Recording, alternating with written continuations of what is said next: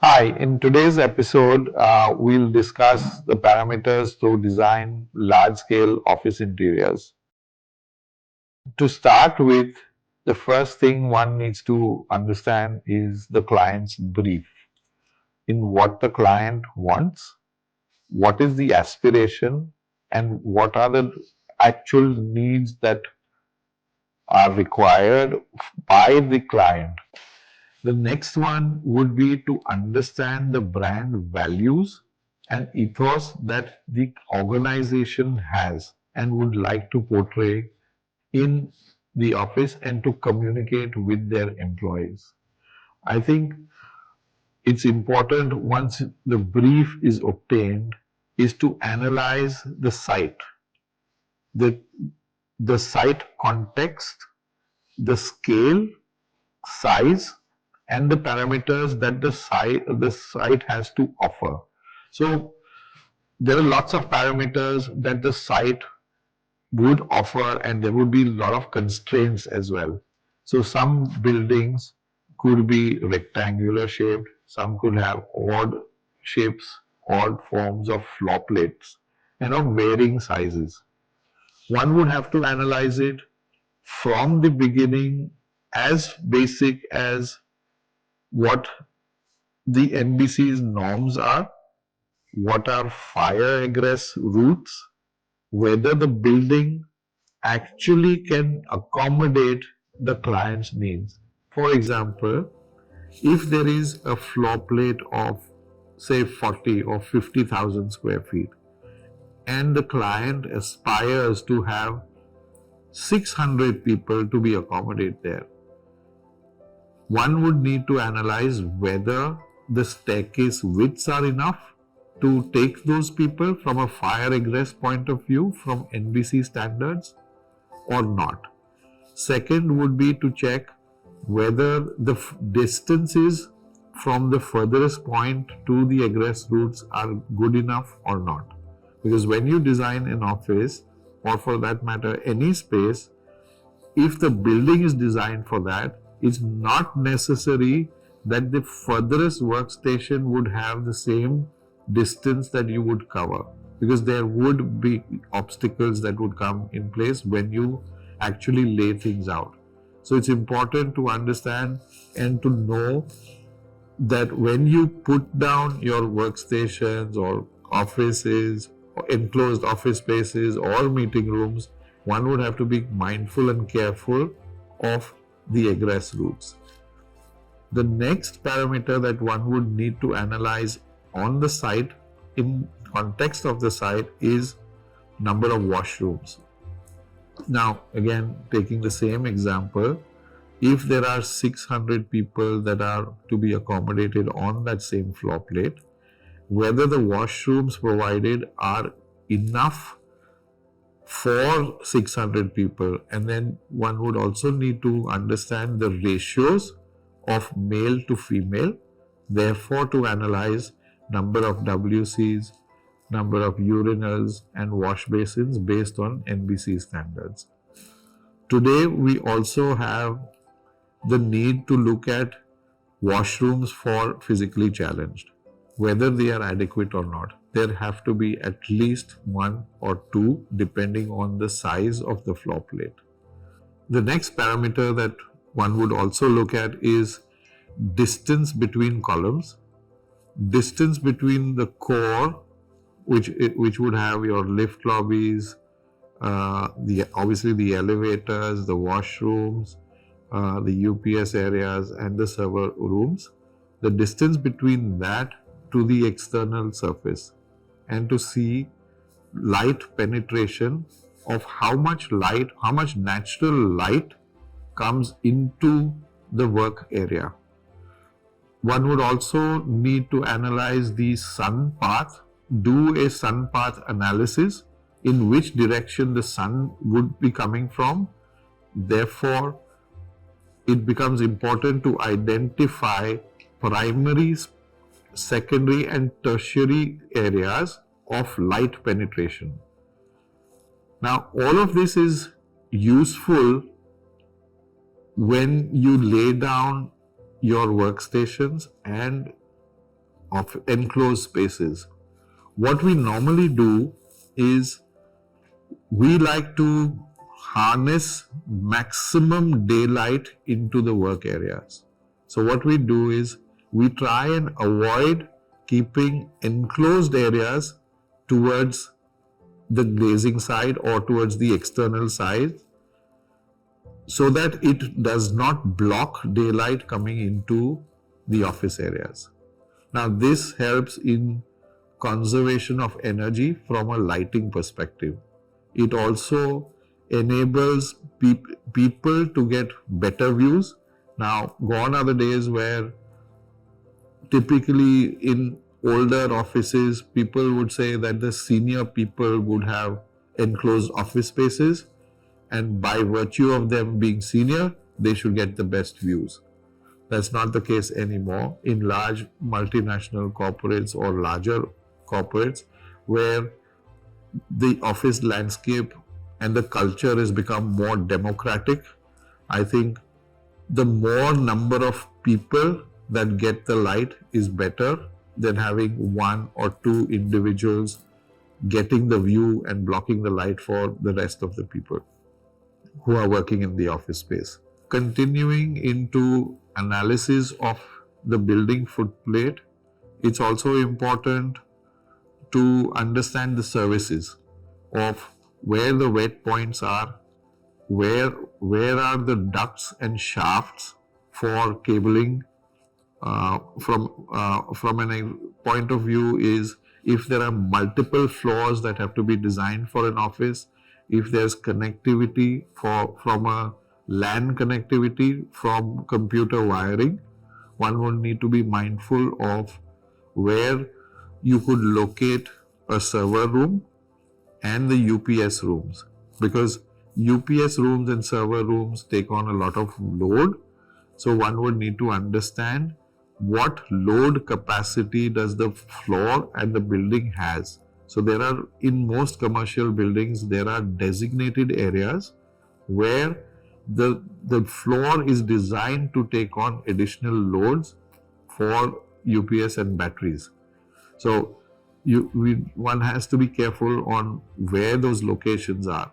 If it is not designed for that, one would need to strengthen that area. Now, whether it is possible or not possible, one would really need to analyze that. Coming back to understanding of the brief from the client. Now, typically a client would probably say, and I'm assuming that we talk about a 40 or 50,000 square feet floor plate with a typical requirement. At an average, we assume 100 square feet per person within the office. So that, which would be a combination of amalgamation of all the areas put together. So it's not 100 square feet for every individual that needs to be provided, but that would be a combination of all the spaces put together, including your cafe space, including your server room, and so on and so forth, all the other facilities that are provided.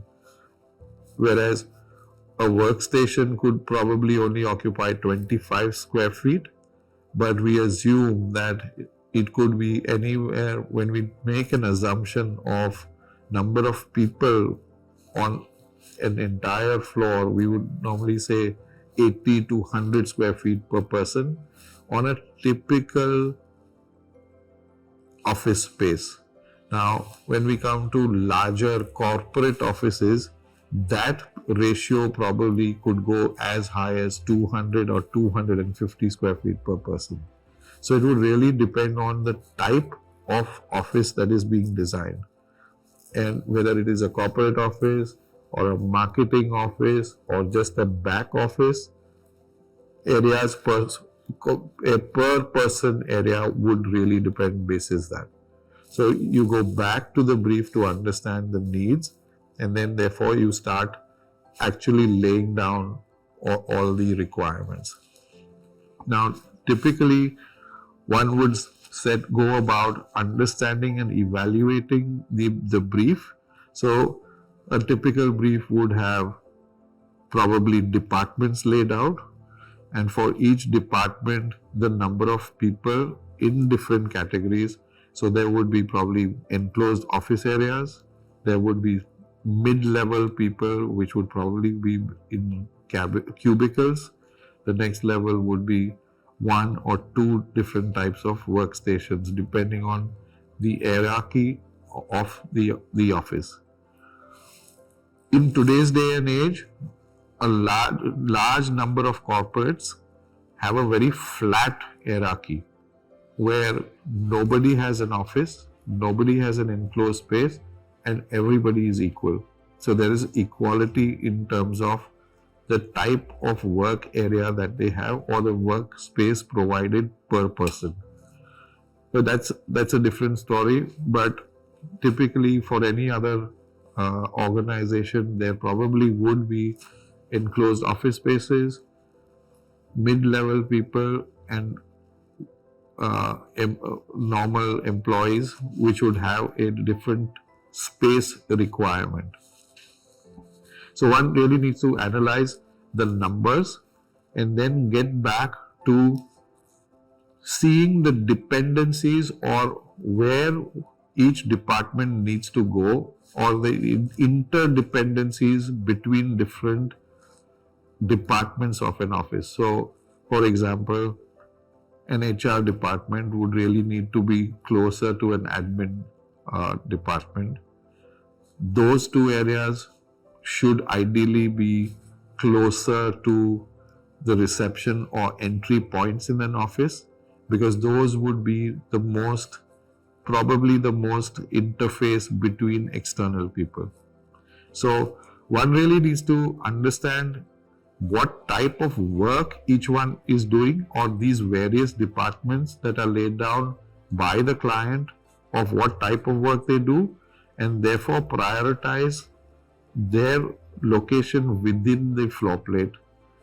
So one would really go about doing these bubble diagrams or make a zoning basis the area that has been allocated for each department or for each vertical or section.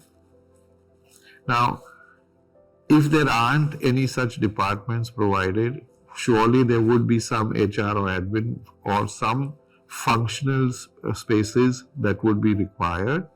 The rest could be, even if it is a flat organization, what we normally do is people obviously work in groups. So what we do is provide what we call as neighborhoods. Now, a neighborhood could either be comprised of 50 people, or it could be as big as 100 people working in one particular neighborhood. Now, a neighborhood is very similar to what we do as a neighborhood when we design large cities or urban planning. So the typical neighborhood would be a self-sustained kind of an office, which would have all the infrastructure that would be required for an employee to work. So it could consist of one or two cabins. It could probably even have a number of supervisor staff, which could be cubicles, and the rest being workstations. Now, workstations also could be different types. There could be 2 or maybe 3 types depending on the need of the organization. The neighborhood would also have probably 1 or 2 or 3, even up to 3 meeting rooms or meeting spaces. Now, all meeting rooms need not be enclosed. Again, depending on the nature of business or the neighborhood, not everyone needs enclosed areas. So they could be open discussion areas, or quite similar to this setup that we have here, which is a high table, which we design nowadays for postural changes. So that really would encompass what a neighborhood would look like. It would also have the facility of printing or reprographic areas within that. So once you put down these bubble diagrams as far as zoning goes, then you arrive at, then you get into more details of what each neighborhood should look like. What you also would need to do is put down a kit of parts of trying to identify each hierarchy or each type of people that would require different types of work environments or work areas. So you could put down in one category, they say the senior category, you would have a large cabin or a smaller cabin or cubicles or smaller cubicles or larger cubicles. In the work area, they could be larger cabin, larger workstations or very small workstations. Now these workstations could either be a 5 by 5 kind of an environment, which is a L-shaped workstation. It could either, or even be a bench. It could be a combination of all of that. So you start putting down the kit of parts and say, what are the different settings or work modes required within the office?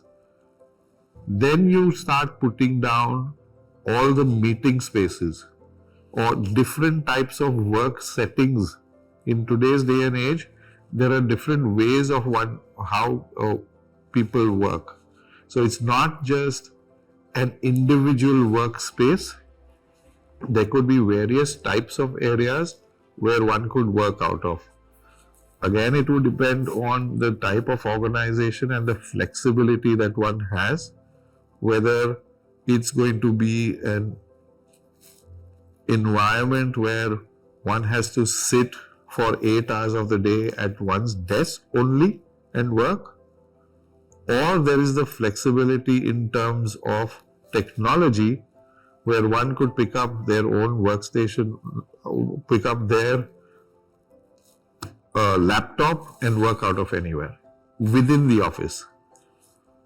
That then, if that is deciphered and if that is a possibility, then one can have different work settings, because studies have shown that working 8 hours in one space, productivity levels don't remain the same. And as you come into the office, your productivity in the morning, your productivity levels are probably the highest, and then they keep diminishing through the day. So people really need to take a break for coffee, and then there's this spike up, and then again it starts diminishing. By the end of the day, you feel tired and your productivity levels are down.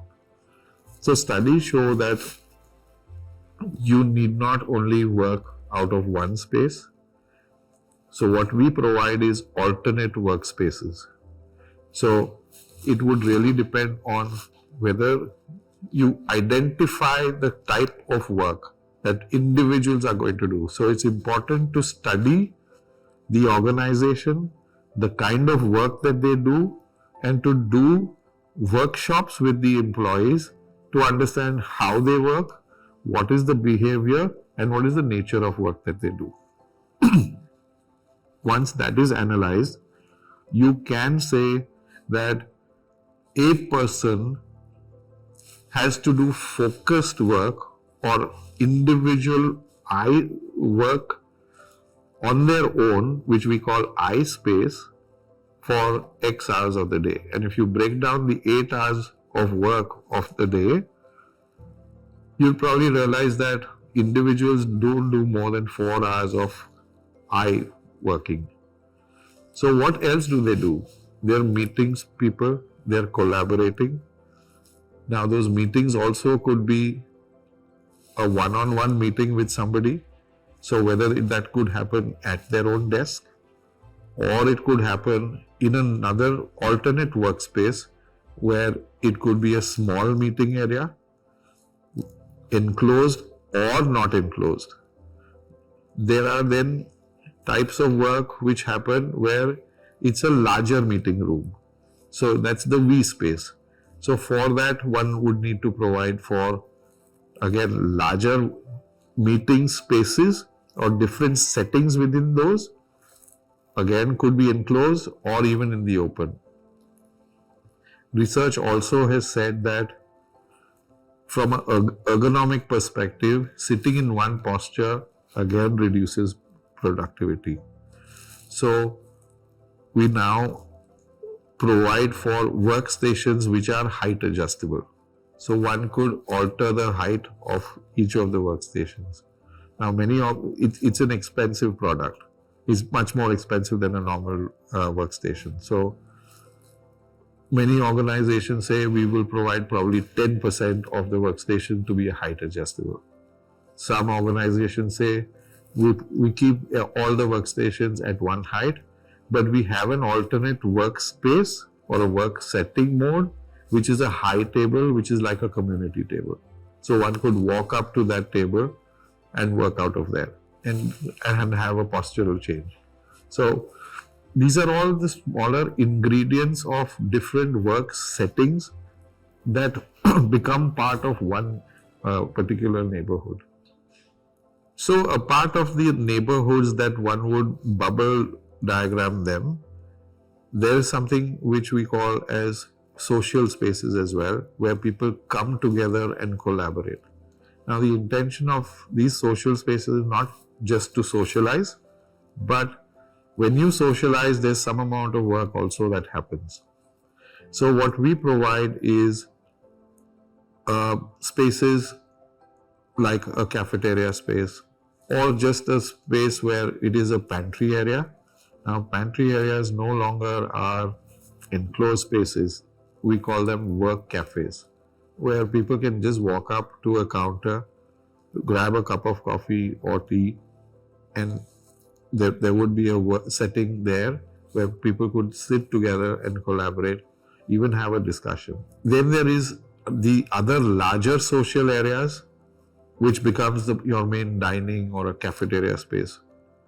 Now, when we design cafeterias, if it is an area of say 40 or 50,000 square feet, employee strength of 400 people, that we design it, the cafeteria, for not all 400 to go at one time, but it's normally a 1:4 ratio. So if you have 400 employees, the cafeteria would be designed to seat about 100 people at a go.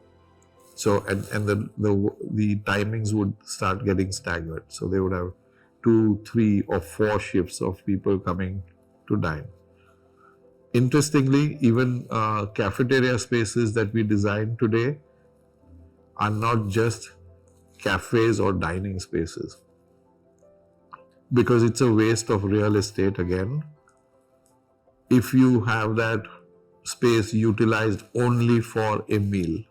So even if you count 4 shifts, 2 hours or 3 hours of the day, if that's going to be utilized, for the rest 5 hours of the day, you cannot afford to have that real estate not doing anything, or unoccupied, or non-productive. So today's cafe spaces also become double up as work areas, meeting areas, training areas, or for large town halls or presentations. So again, these social spaces start becoming extremely important from a collaboration perspective, and also making efficient use of real estate. That's the key, to be extremely efficient when you design your workspaces. So I think, to conclude, one could say that when you are designing in an office space, one should keep in mind that the real estate has to be extremely efficient to have multiple uses of areas, and to make the environment to be extremely productive, and to make sure that employees enjoy coming to work and therefore becoming more productive. Thank you.